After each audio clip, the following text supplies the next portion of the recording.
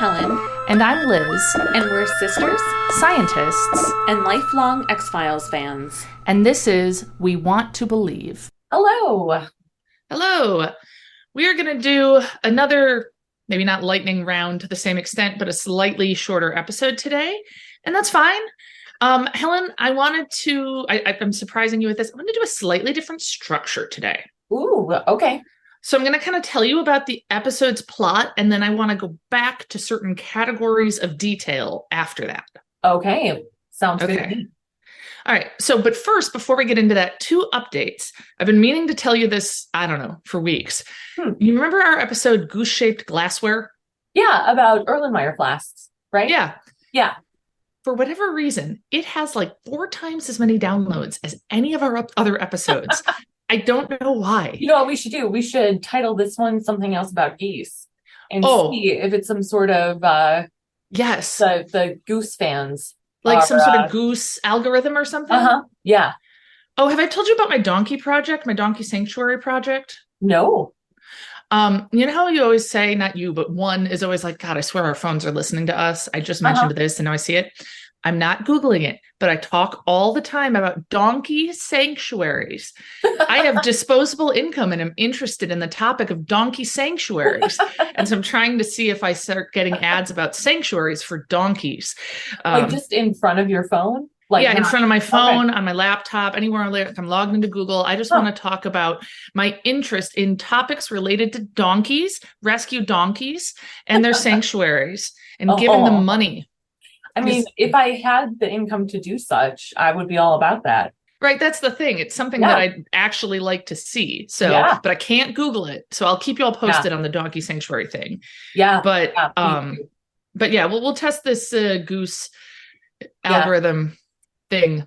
Yeah. So that was one thing. And then the other thing is I wanted to recommend a podcast to you. Oh, this is what I had to say. What? You have your recommendation written down so that you don't forget. Yes. Okay. Did you listen to the end of Ghost Story? No, I'm not done yet. I started weeping and I had to stop it when they got to like Naomi's, like they're talking about how she was like a woman doctor in the 30s and all the good she did, and I started crying. And then Adam came home and he was like, "Why are you crying?" And I started telling him, and then I haven't listened to the rest of it. Oh my gosh, the last part, the very end, like I need you to text me immediately. Okay, I'll listen to it as soon as we're done recording. Okay, great. Okay. So what's your recommendation? It's called Normal Gossip. And it is just what it sounds like. It is people write in with gossip from their lives, and then like the host has a guest on and they just talk about this gossipy story. So I'm like listening to one about a woman who became an au pair in Germany. And I listened to a really good one about a bachelorette party with like 25 people that went super awry. And it's great. And it's really nice to like have in the background while I'm working, because I tune out for a second. It's okay. Yeah. Unlike Ghost Story, which I need my full attention on. Yeah. Oh, that's awesome. I'm gonna subscribe to that right now. Awesome. And then I just want to mention to all our listeners, you like me and Helen. If you actively didn't like us, I'm sure you're not listening to this podcast. Yeah. Subscribe. Click the little button, subscribe. Also, download. Also, tell people. But, few as clicks as possible to support us. We would love that. So we can keep doing quality. What did you say? I don't know. Like, they don't have to do that many clicks. It should be very easy. Just a little click, and then they've supported us, and we feel loved. Okay. Yes. Click. Totally. Yeah. I had my first, we had a big event for our 12th president's inauguration at the college. Oh, okay. And there was like a big party, a big kind of formal party, and like students and faculty and staff, everyone was there, except because he had to stay home with her kids. And one of my students was like, "So Helen, I followed you on Instagram and I see you have a podcast." And I was like, "Oh no." They're going to hear about they're going to be like, "So Helen, I heard you and your sister had a plan to scare your ex-boyfriend with snakes." And I told this to Zach, and he was like, well, what's embarrassing about that? Like, it's about science. I was like, you listen to us, right? Yeah, that's like literally the one thing we know he has to do. Yeah. Hold on a sec. I need to shut my window more. Someone's okay. Grass or something. Oh, no, my window's shut all the way. That's just super loud. Okay, that's okay. We dealt with my fire alarm going off, so that's true. All right, I'm ready when you are. Okay, so here's the thing. This episode won't take that long to talk about because guess what? We've essentially already talked about it in season 1. This is an episode that says, hey, you know that episode Ice? Let's just do that again, but make it hot. Oh, really? It's exactly like Ice. Like over and over, I kept being like, this is Ice. To remind you, listeners, Ice is, well, I've decided I'm going to call these a big puffy coat in the outdoors episodes where like they're going somewhere kind of rugged and they're in a coat that's like surprisingly cute and they're in jeans and stuff. So there's transmission from this, it's called Firewalker. It's a camera that goes into volcanoes. So hot instead of icy. And Caltech gets a transmission that shows that one of the researchers is inside the volcano and dead. And there's like a weird shadow or something that goes across the camera. So Mulder and Scully go to investigate. It's in Seattle in the Pacific. It's not in Seattle. They fly there. They take a helicopter. Pacific Northwest. I thought probably convenient. They filmed the show in Vancouver at this point. So there they are. Scully looks super cute. Her hair's kind of longer. She's moving around. Seems healthy and happy. Mulder's kind of concerned about her going because of the, alien abduction and all that drama. But she's like, no, I want to get to work. So they talk to one of the scientists who's like, well, I used to work on this mission. But Daniel Trepkos, he was the leader and he kind of went off the rails and it's kind of crazy. So I left and I think things are real bad up there. We see this dead body. So he's going to bring them up there. And so can I interrupt for a second? Please. Where is the dead body? Inside like the edge of the crater of where the volcano starts. Oh, okay. So like where Frodo and Sam walked out. Yes. And we're going to throw the ring. Yes, because remember, this is secretly a Lord of the Rings podcast. Yes, it is. Although we're getting pretty bad at making it a secret. Is keep it secret, keep it safe? Is that Lord of the Rings? Yes, it is. Oh, good. Can't title the episode that though, because we got to title it something about geese. Yeah. So keep it secret. Keep it Goose. Yeah, there you go. You've got it. If an episode with that title does well, we know it's something to do with the word goose. Or maybe keep the geese secret. Keep them safe. Oh, that's cute. Yeah.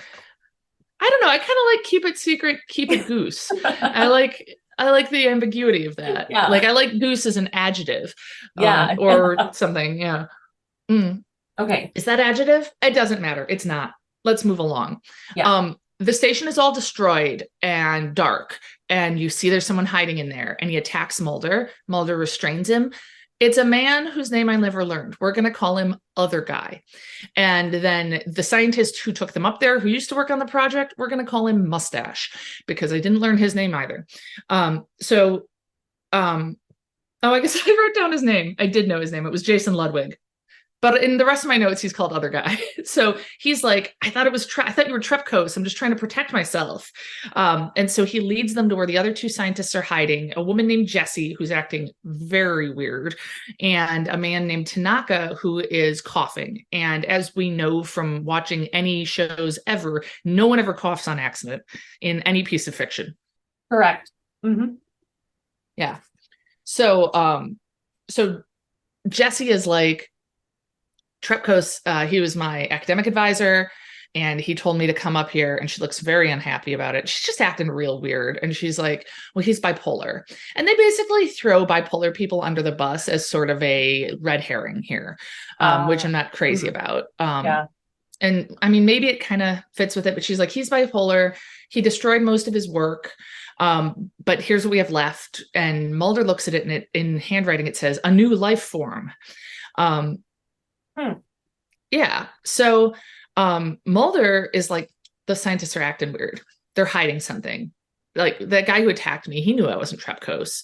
Like, what's going on here? He's like, we need to talk to Mustache. He calls him by name. But Mustache is in the woods, and so is Trepkos, who's got like a bandana, like his shirt was tied into like a karate type bandana around his head, and he's all dirty and he looks crazy. And also he's Bradley Whitford. Do you know that actor? No. He is Jake's dad on Brooklyn Nine-Nine, but he's not in that many episodes. Yeah, and he is. Did you ever see Adventures in Babysitting? Yeah. Oh, yeah, a lot. But not for a long time. He's the jerk that Elizabeth Shue was supposed to go on a date with, and then he says he's sick, and then they see him out with another girl. So yeah, I like Bradley Whitford. Know who he is? Affirmed? Yes, affirmed. Okay, cool. So now we've got the mustache guy dead, and Scully's like, yeah, we gotta get out of here. Like they find his body, they take him back in, and Scully's like, we gotta go. And Mulder's like, nah, there's this note that says there's an unknown organism. We should stay. And nothing, and Scully's like, nothing could live inside a volcano. It's too hot. And I made a note to myself, and we will come back to that at the later part of this episode. And Mulder's like, well, what does this say? And he shows her something on a piece of paper. And this is a part where you, or maybe Katie, the chemist, our listener, can help me out, because Scully looks at it and goes, well, it describes the metabolism of hydrogen sulfide into silicon dioxide. And I was like, those are definitely chemistry type words. And Mulder's like, well, I think there's a silicon-based life form. They've come across this before, which is interesting. Or was that phosphorus? I can't remember. I don't know, but wasn't it in ice? Yeah, maybe. Was that where? I think so. Okay.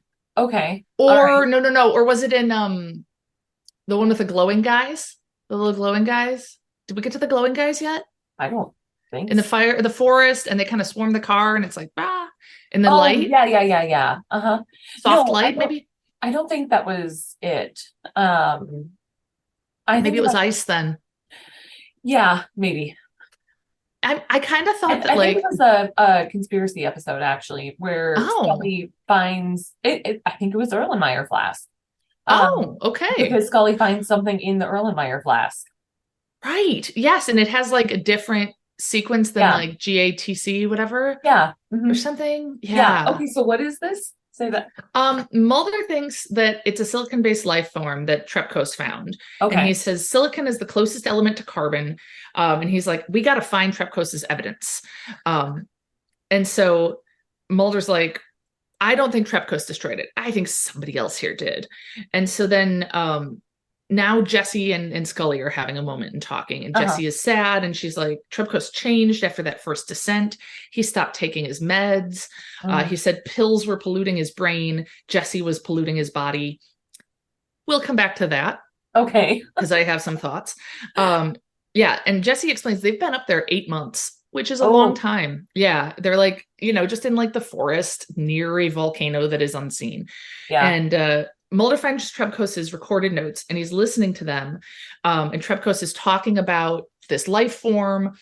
And so Mulder's like, kind of gathers everybody together, and he's going to tell them everything. Then there's like a tremor. Okay. Never explained. There's a tremor. Tanaka starts coughing real bad, collapses. And the Scully calls for search and rescue, wants a medevac, and they're like going to get him out of there. He's got a high fever. He's on a stretcher, and they're going to like carry him out to like eventually get him help. And as they're carrying him, Mulder looks at him and sees gross stuff moving under the skin of his neck. Ugh. Yeah. And also we saw that in ice, not the neck necessarily, but somewhere else. Yep. Yeah. Mm-hmm. So they get him outside, and he's like, I'm going to run off into the woods. So he runs off into the woods, and he's like laying in a kind of at the bottom of a hill. And then we see Mulder kind of look down at him with a flashlight, and like what looks, the best way I can describe it is picture an asparagus, but now make it like 10 times bigger. So it's like the size of a baseball bat. Okay. And the asparagus spear the size of a baseball bat bursts out of his neck. Oh, whoa. So that's not good. No. I wasn't real into that. No. So they bring him back. Scully's going to start looking at his corpse. She's like, yeah, this is a fungus. I'm going to look at the spores under the microscope. And Mulder's like, because she says it looks like it maybe like gestated in him and it like grew until it was too big and it messed up his neck and burst out of it, his respiratory system. And Mulder's like, that makes sense. That's why he had sand in his lungs. You look puzzled, right? Yeah. Because he says that sand is silicon dioxide, the waste product of a silicon-based life form. No. Okay, yeah. I didn't. Sand is just real little rocks and pieces of glass and stuff. That's what I thought. Yeah. I feel pretty solid in this based on my archaeological background and my familiarity with Munson's soil book. Oh yeah. I thought of it because there was a task on Taskmaster on an episode where they had to bring in something surprisingly beautiful, and it was a close-up picture of sand, and it was all these different colors and little shards. Yeah. Well, anyway, it's the waste product of the fungus, supposedly. Okay, sure. And so Scully is actually like, maybe it's a skeleton-based life form, but we need more proof. And then Scully says something, again, I think you're going to be like, about. She's like, fungi often contain alkaloids that can disrupt the nervous system. So that might have been what made him crazy. I don't know that I'd say often, but they can. Sure. They make alkaloids that make you crazy, maybe? Oh, sure. Like, ergo. It's real famous, or ergot. No. Ergo? Oh, it's not famous enough. Oh. So ergot is, I always want to say ergo, but I think because like you're being French. Yeah, accidentally. This is like the Muharrem incident. Yeah. Helen once in front of her parents-in-law, I want to say. Yeah, I think so. The spice, marjoram, Muharrem. Yeah. Good times. Anyway, sorry. Yeah, so ergot is a fungus that grows on wheat, and it grows in real damp conditions. So if it's a year where it's like particularly damp, it can sometimes grow and ruin the wheat crops. And it causes like some nervous system issues, so hallucinations and seizures, and for a long time, and this has since been pretty disproven. But that was one of the theories for the Salem witch trials. That they were suffering from ergot poisoning. Yeah. Whoa. And that is most likely false. Okay. I think like systemic misogyny and is much more likely. Misogyny is the real fungus. Yeah. It rots your mind. So yeah, ergot. Okay. And it occurs to me, this is not the only fungus we will see mess with Mulder and Scully. Do you remember that episode later on where they're like in a cave with a fungus that makes them hallucinate? Oh yeah. Yeah. And also there's stuff about the Fountain of Youth and Ponce de Leon. Yeah. Oh, that's a great one. Yeah. But also, I mean, mushrooms are fungi. Oh my God, of course. Duh. It was right there. Okay. Yeah, I should have been able to connect the dots there. Okay. That's okay. So Scully's like, look, we don't know how this thing spreads. We could all have it. We need to quarantine. Again, like in ice. Fair. All right. So let me just ask you right now, Jesse and other guy are kind of off talking. Tanaka is dead. Mustache is dead. Trepkos is somewhere out in the forest, they guess. Mulder and Scully are there. They're going to radio for help. They're just kind of waiting for somebody to get there from the CDC. What would you do if you were Mulder and Scully? What do you think would be the right course of action at this moment now, where you're just kind of waiting? Who is in the cabin with me? It's so it has multiple rooms, and so right. The two other scientists, Jesse and other guy, they're off on their own in one of the rooms. Okay. Mulder and Scully are in sort of the like lab area with Tanaka's body. Okay. I mean, I would sleep a little bit. I would also do, if I was in a lab, I would maybe do some microscopy. I would double check that the emergency services have been called and we're on their way. Would you like to guess what Mulder does? Goes somewhere he shouldn't be to do something kind of risky and dumb. Oh, does he go to the volcano? To look for Trebko. Oh God. Yes. Yeah, I would not do that. Yeah. He's like, we should go talk to Trebkos. Or he's like, I'm gonna. And Scully wants to go. And he's like, no, I'm like too worried about you. And she kind of again makes this oblique reference to the past and is like, we got to get past this. I'm back. I'm not going anywhere.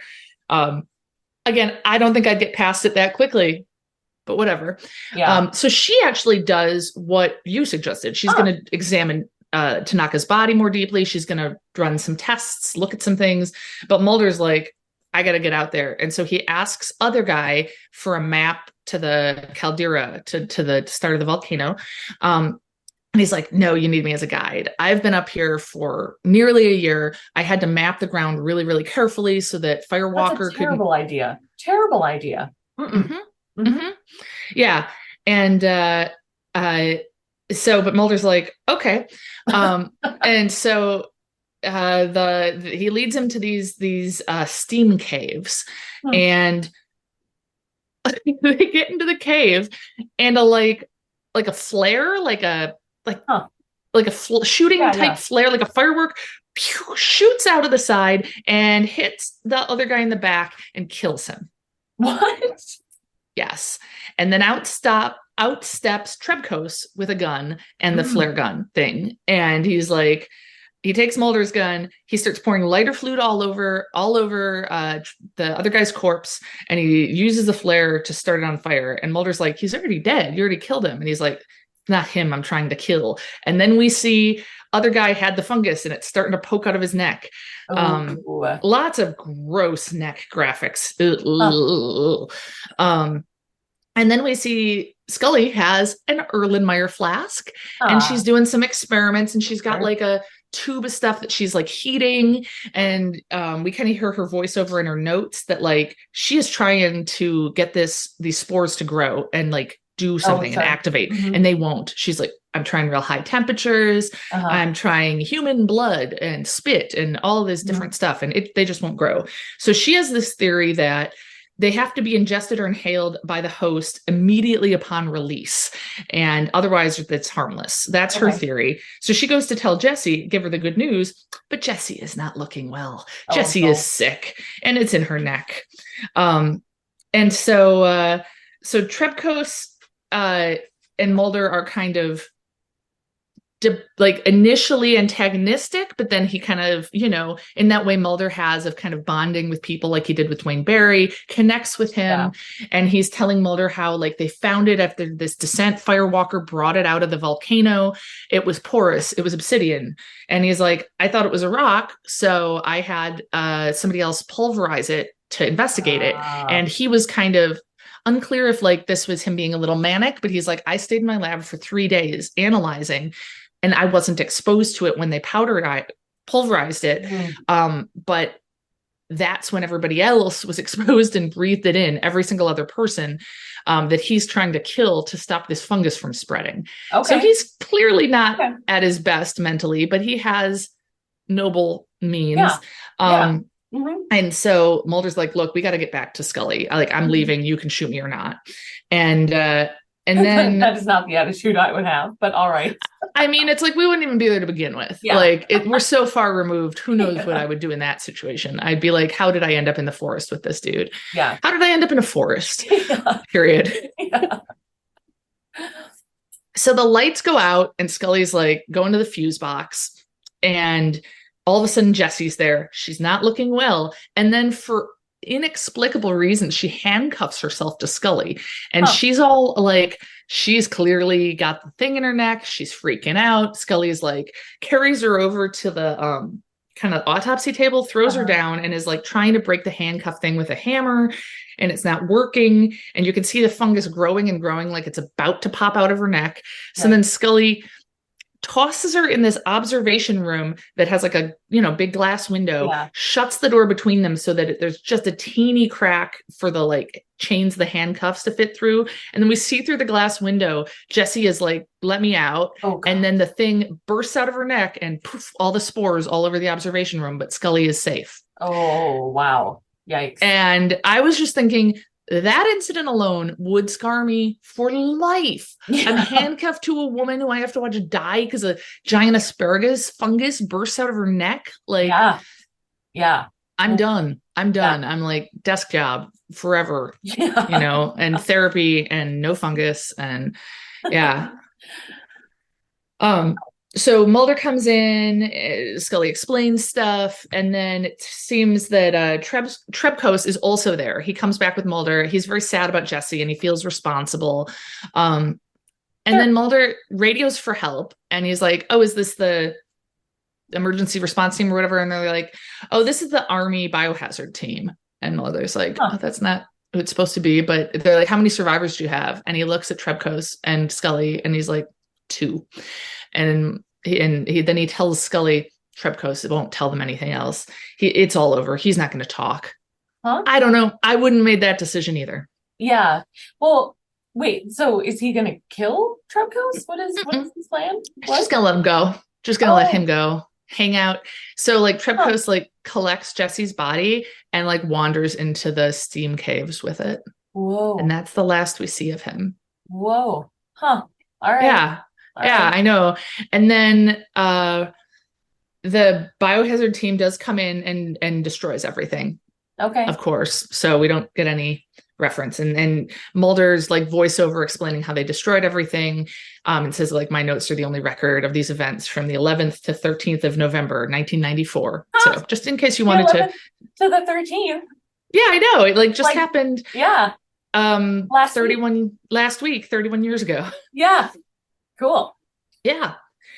So then I thought I pulled aside 2 topics. One are like the sciencey things. Yeah. I will talk about briefly, and then we'll, but also a few more like social thing. I don't know. I used a green pen for my next topic. I don't know how to categorize it, but we will do green pen related topics now. Okay. One is I wanted to make note of any interesting Mulder Scully interactions. Sure. There was a little bit of him caring for her about like, don't go back too quickly. But other than that, there wasn't really too much. There was, when Mulder wants to go look for Trebkos and Scully's like, what if he's already dead out there? And Mulder's like, well, he'll have a hard time answering my questions. A little bit of banter, but that was kind of it banter wise. Okay. And then I wanted to note, I feel like this, we don't see this anymore. It's not that interesting. Big clips in women's hair instead of a ponytail holder. Like instead of a rubber band or a hair tie, using like a big clip with like a, you know what I mean? Like a spring-loaded clip. I would love one though. I would love one. I've in fact been looking for one that is large enough to fit my hair. Yeah. Because oftentimes I'll use like combs to pull it back on one side. Or both sides.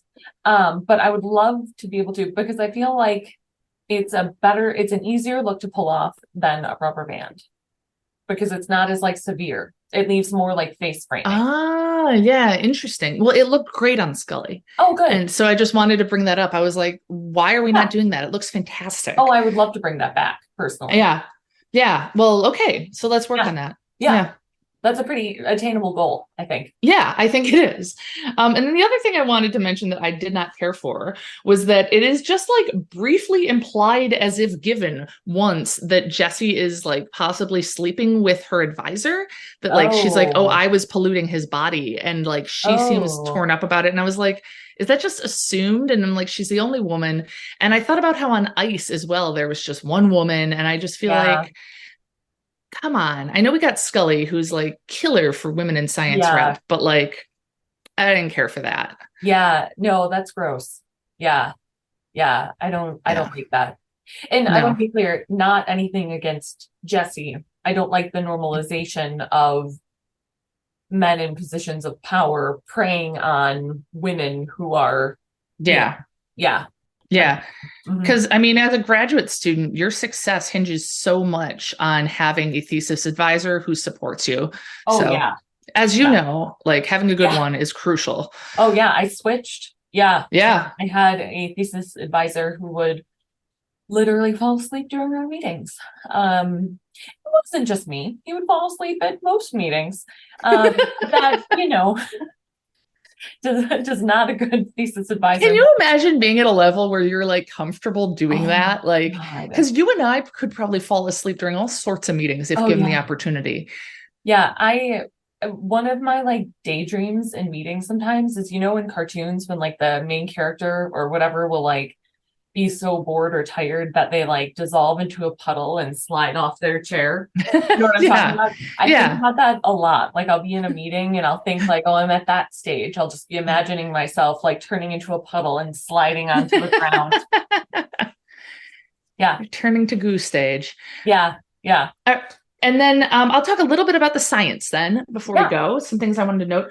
I was thinking, obviously we have to name this episode after geese, but if we weren't, I was like, this could be the extremophiles episode because there's extremophiles and they were known in the 90s, but maybe not as known. But like there are thermophiles, which are organisms that thrive in super hot temperatures. And like, because they even say when there's the video of the dead body that they see originally, Scully's like, nothing could live at that temperature. It's like 130 degrees.